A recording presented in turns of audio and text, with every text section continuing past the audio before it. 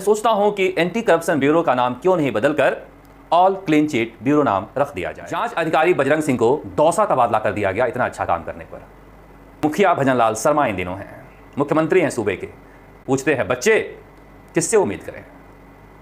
All clean chit bureau. बताइए, EO आरोप परीक्षा को लेकर इतने सारे सबूत हैं और खत लिख मारा आरपीएससी को।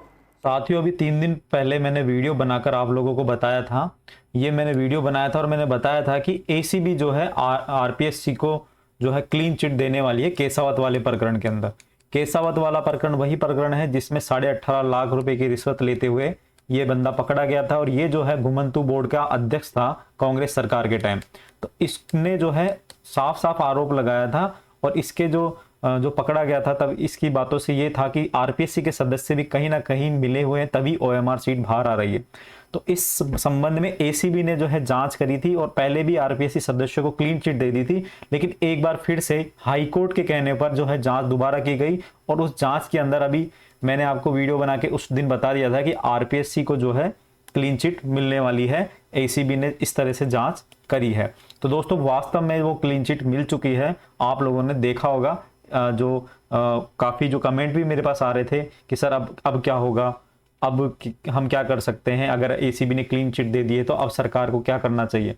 तो दोस्तों, मैंने आपको पहले बता दिया था, ये वीडियो बनाकर बताया था। साथ ही साथ मैंने आपको जो है अब ये बता रहा हूँ, ये जो ऑर्डर निकला है 19/7/2024 का, इसमें जो है एसीबी ने आरपीएससी को लेटर लिख दिया है। आरपीएससी के जो सचिव हैं उनको लेटर लिख दिया है कि इसमें जो है अनुसंधान में राजस्थान लोक सेवा आयोग और अजमेर के किसी भी सदस्य की प्रकरण के आरोपी गणों से आपराधिक संलिप्तता नहीं पाई गई है। तो दोस्तों, ये अपने आप में एक बहुत बड़ी बात है कि आरपीएससी को क्लीन चिट एसीबी द्वारा 2 बार दे दी गई है एक ही प्रकरण के अंदर। इस केस में एक चीज और मैं बता दूं, जो बजरंग सिंह जी थे, बजरंग सिंह जी तो इसके अंदर जो कार्यरत थे, जो इसमें जो जांच कर रहे थे, उनका ट्रांसफर भी हो गया था। तो उसके बाद जो है जांच दोबारा हुई और उसमें जो है आरपीएससी को भी क्लीन चिट दे दी गई। इतने सारे सबूत होने के बाद भी आरपीएससी को क्लीन चिट देना अपने आप में एसीबी के ऊपर प्रश्न चिन्ह खड़ा करता है। और आज की 31/7/2024 की ही ये घटना सामने आई है और एसीबी ने केसावत वाले प्रकरण में ही नहीं बल्कि अजमेर में जो 11 साल, अजमेर जो शहर है वहां पर ही खबर है कि 11 साल पहले सरकारी निवास पर दलाल समेत पकड़े गए थे। थानेदार से बंदी का मामला था और तत्कालीन एसपी राजेश समेत 15 बरी हो चुके हैं। क्यों? क्योंकि एसीबी सबूत नहीं दे पाई है। कोर्ट में इनको जो है सबूत प्रस्तुत करने थे। एसीबी ने इस मामले में भी जो है सबूत नहीं दे पाई और इस मामले में ये भी बरी हो गए हैं। 15 जो है बरी हो चुके हैं। ठीक है, तो मैं आपको ये बताना चाहता हूं कि एसीबी ने पहले जांच करी, जांच में जो पकड़े गए, मतलब जो भी इनके जो शुरुआती स्तर पर जो पकड़े गए, उसके बाद जो है कोर्ट में जांच में प्रस्तुत नहीं कर पाए, कोर्ट पे सबूत नहीं प्रस्तुत कर पाए, तो इस आधार पे इनको बरी कर दिया गया। ठीक है, मैं ये नहीं कह रहा कि ये वाली न्यूज क्या है, मैं तो हमारे ईओआरओ वाले प्रकरण की बात कर रहा हूँ कि एसीबी एक तरफ कार्रवाई करके और कहती है कि जो है हमने ये वाली चीज पकड़ी है, उसके बाद जो है उनके पास सबूत नहीं होते हैं और सबूत के अभाव में जो है आरोपी छूट जाते हैं या सरकार के दबाव में जो है आरोपी छूट जाते हैं। या हम बात करें कि जानबूझकर जो है डिपार्टमेंट के अधिकारी की संलिप्तता हो सकती है, किसी की भी हो सकती है, जानबूझकर जो है इसमें हजारों बच्चों के साथ जो है भविष्य के साथ खिलवाड़ किया गया है। ठीक है, अब बात है कि एसीबी ने जो है क्लीन चिट दे दी, उसके आधार पर क्या होगा। तो दोस्तों, उसके आधार पर मैंने आपको बताया था पहले कि इसमें जो है अब आरपीएससी रिजल्ट निकालने की ओर देख रही है। अब इसमें हो सकता है आपको रिजल्ट बहुत जल्दी आपको देखने को मिल जाए और रिजल्ट अगर आपका आ जाता है तो फिर आपके लिए जो है 1 गुना का रिजल्ट आएगा। अभी आपका पता है कि 2.5 गुना का रिजल्ट आ रखा है, 1 गुना का रिजल्ट आएगा और जो बाकी के जो 1.5 गुना है ये बाहर हो जाएंगे और कट ऑफ इतनी हाई जाने वाली है। 117 आपको पता है कि इसमें जो है क्वेश्चन बचे हैं 3 डिलीट होने के बाद, वह 117 में से 113 नंबर या 112 नंबर जो है इसकी जो कट ऑफ रहने वाली है, जनरल कैटेगरी की मैं बात कर रहा हूँ। तो दोस्तों, आप खुद सोच सकते हो और सबको पता है कि आंखों पे पट्टी बांधने से कुछ नहीं होता, कि सबको पता है कि इस भर्ती में किस तरह से जो है फर्जीवाड़ा हुआ था।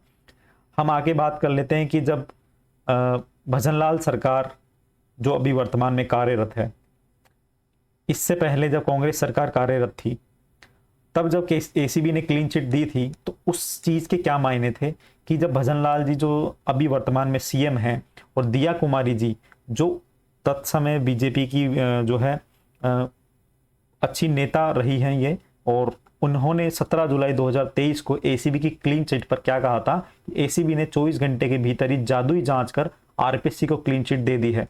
जब परिवादी की एफआईआर में एक सदस्य का नाम है और आरोपी चेयरमैन के साथ चाय पीने का जिक्र कर रहा है, तो इतनी जल्दबाजी के पीछे क्या राज है। वैसे ये वही एसीबी है जिसने कुछ महीने पहले दर्ज होने वाले केसों पर जानकारी सार्वजनिक करने पर प्रतिबंध लगाने का ऑर्डर जारी किया था, जो बाद में वापस लेना पड़ा। राज्य में हुए सभी भर्ती घोटालों की गहराई से जांच और निष्पक्ष जांच करवाई जानी चाहिए। तो मैडम जी, अब हम आपसे इस चैनल के माध्यम से और स्टूडेंट की तरफ से कहना चाहते हैं, जब आपको भी ज्ञापन दिए गए और आपका जो ये ट्वीट है ये तो आपने ही बोला है, ज्ञापन देने के बावजूद भी आपने जो आपकी सरकार बनने के बाद अभी तक जो है जांच नहीं करवाई ना। और दूसरी बात, भजनलाल जी का खुद का ये ट्वीट था और यही सारी चीजें जो है केसावत वाले प्रकरण में इन्होंने भी यही कहा था कि सत्यापन में एसीपी के सामने आरोपी ने कहा था कि आरपी सदस्य और पदाधिकारी को पैसा देना है। तो इन्होंने ये कहा था कि राजस्थान में कांग्रेस सरकार के दौरान हुई सभी भर्ती परीक्षाएं संदेह के घेरे में है, युवाओं के भविष्य के साथ खिलवाड़ क्यों।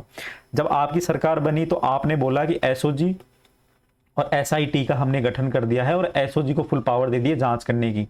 जब हमारी टीम द्वारा एसओजी के जो चीफ हैं श्री वीके सिंह जी के पास जाया जाता है, उनसे बोला जाता है कि सर इस भर्ती की जांच कर लीजिए, तो उनके द्वारा अवगत कराया जाता है कि संसाधन मौजूद नहीं है मेरे पास, मैं इस भर्ती की जांच नहीं कर सकता, इसकी जांच एसीबी कर रही है और वो भी क्लीन चिट दे देगी। उन्होंने साफ कहा था संसाधन नहीं है। तो क्या संसाधनों के अभाव में क्या आप द्वारा जो है सरकार बनने के बाद भी क्या परीक्षार्थियों के साथ क्या लीपापोती की जा रही है भर्ती की जांच पर?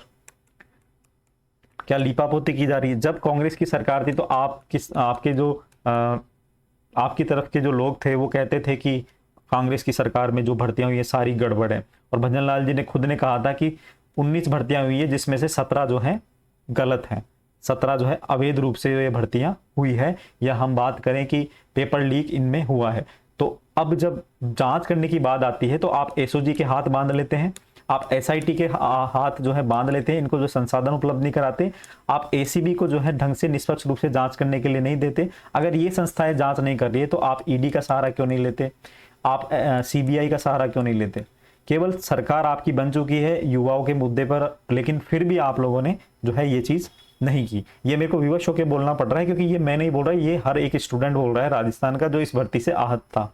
इस भर्ती से नहीं, चाहे एसआई की भर्ती हो, एसआई भर्ती में तो इतनी सारी जो है जांच होने के बाद एसआई भर्ती के अंदर, चलो ईओआरओ की तो आपने जांच करी ही नहीं, हकीकत बात तो ये है ईओआरओ भर्ती की जो है जांच ही नहीं हुई। लेकिन एसआई भर्ती की हम बात करें तो एसआई भर्ती के अंदर तो जो है इतने सारे सबूत मिल चुके हैं, अभ्यर्थियों ने कबूल कर लिया है ना, कबूल भी हो चुका है कि हाँ ऐसे ऐसे भर्ती हुई थी, पेपर माफिया भी सामने आ चुके हैं, और एसआई में जो सेलेक्टेड हैं वो ईओआरओ में भी उनके रिश्तेदार सेलेक्ट हो चुके हैं। मैं बात करूं कि एक तो केसावत, ठीक है, इसका तो आपको सबको पता है, दूसरा है हर्षवर्धन मीणा, ठीक है, तीसरा कौन था, एक तुलछाराम, और एक और था श्रवण बावल। तो ये जो लोग हैं, इन दोनों के तो रिश्तेदार, इन तीनों के जो रिश्तेदार हैं वो एसआई भर्ती में भी सेलेक्ट हैं और आपके ईओआरओ भर्ती में भी सेलेक्ट हैं। तो क्या इन्होंने एसआई भर्ती का पेपर लीक करा है, ये तो आपने मान चुके हैं। जब एसआई भर्ती का इन्होंने पेपर लीक करा है तो क्या ईओआरओ का नहीं किया? और इनके रिश्तेदार जो सेलेक्ट हुए आपने उनसे पूछताछ क्यों नहीं की? और जो छन्नी या जन्नी जो भी नाम है उसका, वो सेलेक्ट हुआ है तो उसके पूछताछ क्यों नहीं करी? हर्षवर्धन का भाई पुष्पेंद्र मीणा जो सेलेक्ट हुआ है तो आपने उससे बात क्यों नहीं करी, आपने उससे जांच क्यों नहीं करी? एसओजी से जब ये बात कही गई तो एसओजी ने कहा कि नहीं, हमारे पास संसाधन मौजूद नहीं है, हमारे पास 3000 केस पेंडिंग है। तो केस जो पेंडिंग है तो केस सोल्व करने के लिए पेंडिंग है, जांच है। अगर आपके पास कोई शिकायत आई है तो आप उसकी जांच करिए, संसाधन नहीं है तो सरकार से मांगिए। तो क्या ये केवल हम ये मान लें कि ये केवल लीपापोती की गई है? ये राजस्थान के हर स्टूडेंट की तरफ से ये आवाज है, क्या इन पे लीपापोती की गई है? ठीक है, तो ये सारी चीजें हैं, तो बहुत सारी चीजें हैं कि ये अब इसका रिजल्ट आ जाएगा, होना जाना कुछ है नहीं, ठीक है। और आप लोगों की भी गलती है, मैं तो ये आपको कह रहा हूँ, जो भी स्टूडेंट्स जो ईओआरओ की जो जांच कराने के लिए अपील कर रहे थे या जो मांग कर रहे थे, उनकी भी गलती है। क्यों? क्योंकि आप लोग केवल यूट्यूब पर बैठकर कमेंट कर देने से ही कुछ नहीं होता दोस्तों। मैंने शुरू से इस चैनल पर ईओआरओ के लिए आवाज़ उठाई है, आप लोगों ने सपोर्ट भी दिया है, लेकिन सपोर्ट केवल यूट्यूब पे कमेंट करने से नहीं होता। आप लोगों को जाना चाहिए था अपने एमएलएज के पास, आप लोगों को ज्ञापन देने या धरना प्रदर्शन करने के लिए आना चाहिए था जयपुर के अंदर। ठीक है, जब आप लोगों को कहा जाता है तो कोई तैयार होता नहीं है। तो बहुत सारी चीज़ें हैं। ये जो चीज़ है कि अब एसीबी को जो है या सरकार को जो है हम बात करें कि क्लीन चिट दे दी गई है, तो अब ऑब्वियसली बात है कि रिजल्ट आपका जारी होने वाला है, जो मैंने आपको पहले ही बता दिया था। ठीक है, तो दोस्तों बात ऐसी है, आने वाली भर्तियों का इंतज़ार करो। आप भर्ती आएगी। पहले कांग्रेस के टाइम में जो है पेपर लीक जो है उजागर हुए थे, है ना। मैं आपको ये बात बोल रहा हूँ, ये गहराई से समझना। आने वाली भर्तियों का इंतज़ार करो, इंतज़ार करो। ठीक है, गहलोत सरकार के टाइम पेपर लीक उजागर हुए थे। अब जो है आने वाली भर्ती जो भी है, उनका जो पेपर लीक होगा वो उजागर भी नहीं होगा। मान लो अगर पेपर लीक होता है तो वो उजागर भी नहीं होगा।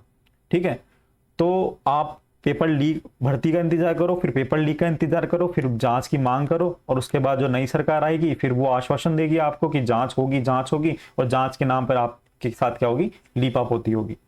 ठीक है, तो घर पे बैठे रहने से आपकी नौकरी नहीं लगेगी। जो भी पैसे वाले लोग हैं या जिनकी अच्छी अप्रोच है, नौकरी उनकी लगेगी। इस बात से ये स्पष्ट हो चुका है। और बहुत ही मैं उन लोगों को बहुत बढ़िया बधाई देना चाहता हूं जिन्होंने ईमानदारी से पेपर किया है। ईओआरओ का जो पेपर है, ईओआरओ का जो पेपर ईमानदारी से जो सेलेक्ट हुए हैं, ईमानदारी से जो सेलेक्ट हुए हैं, वास्तव में वह मुझे नहीं पता कौन हुए, लेकिन बात यह है कि उनका खुद का ज़मीर है, तो मैं उनको तो बहुत बधाई देना चाहूँगा कि आप लोग जो है इस काबिल थे कि आपने सिलेक्शन हुआ है। और जो पेपर फर्जी तरीके से पास हुए हैं तो उनकी तो बात ही क्या है, उनकी वजह से पूरा जो है इन लोगों के साथ भी न्याय नहीं हो पा रहा था। ठीक है, अब अच्छी बात है, जब रिपोर्ट दे ही दी है तो सरकार को भी देखना है, सारी चीज़ें आपके सामने हैं, अब जो है वो सो है। ठीक है, और जो यूट्यूब पे जो लोग कह रहे थे कि ईओआरओ जो भर्ती है वो 90% या 95% जो है रद्द होने वाली है, तो उन लोगों के मुंह पर ये तमाचा है कि स्टूडेंट को गुमराह करना बंद करो। ठीक है, और रही बात आपके कोर्स बेचने की, नई भर्ती के नाम पे कोर्स बेचना स्टार्ट कर दिया उन लोगों ने, बताओ। तो रही बात आपके कोर्स बेचने की, तो आप टीचर्स के नाम पर टीचर तो नहीं हो, ये तो मैं आपको कह सकता हूँ, क्योंकि आपको स्टूडेंट या कोई भी कमेंट कर रहा है या कोई स्टूडेंट है उसके साथ आपको बोलने की तमीज़ नहीं है, मैं ये कह सकता हूँ। आप उनको बोलते हैं औकात। मतलब एक टीचर को ये चीज़ें शोभा नहीं देती, कहने का मतलब ये है। मैं नाम नहीं लेना चाहूँगा, लेकिन आप सब जानते हैं कि मैं किसकी बात कर रहा हूँ। ठीक है दोस्तों, तो ये सारी चीज़ें आप मुझसे जुड़ सकते हैं, आप मुझसे कमेंट में कुछ भी पूछ सकते हैं, या आप मेरे टेलीग्राम चैनल को गवर्नमेंट गुरु 2.0 को फॉलो कर सकते हैं, इंस्टाग्राम पे मुझे फॉलो कर सकते हैं, और कमेंट डिस्क्रिप्शन में मैंने वहाँ पे लिंक दे दिया है। तो दोस्तों आप मुझसे जुड़ सकते हैं, कमेंट कर सकते हैं, और करंट अफेयर की जो क्लासें मैं रेगुलर इस चैनल पे लेके आता हूँ, तो आप उसको देखिए, आपको अच्छी लगेगी डेफिनेटली, और एग्जाम में 100% क्वेश्चन आने की उम्मीद है। ठीक है, और काफ़ी अच्छा कंटेंट है। करंट अफेयर के साथ साथ जो है मैं आपके लिए जो है क्या, ये आर्थिक समीक्षा भी कराने जा रहा हूँ। ठीक है दोस्तों, तो आप वहाँ पे भी मुझे फॉलो कर सकते हैं, मेरे साथ जुड़ सकते हैं, और ये बिल्कुल निःशुल्क रहने वाला है। मैं किसी भी तरह का कोर्स नहीं बेच रहा हूँ, मैं बिल्कुल ईमानदारी से आपके साथ खड़ा हूँ। ठीक है दोस्तों, तो मिलते हैं फिर नेक्स्ट वीडियो में। कोई अपडेट होगी तो मैं आपको बता दूंगा, बाकी अभी तक की जो ये अपडेट थी वो मैंने आपको बता दी है। मिलते हैं नेक्स्ट वीडियो में, अभी के लिए इतना ही, धन्यवाद।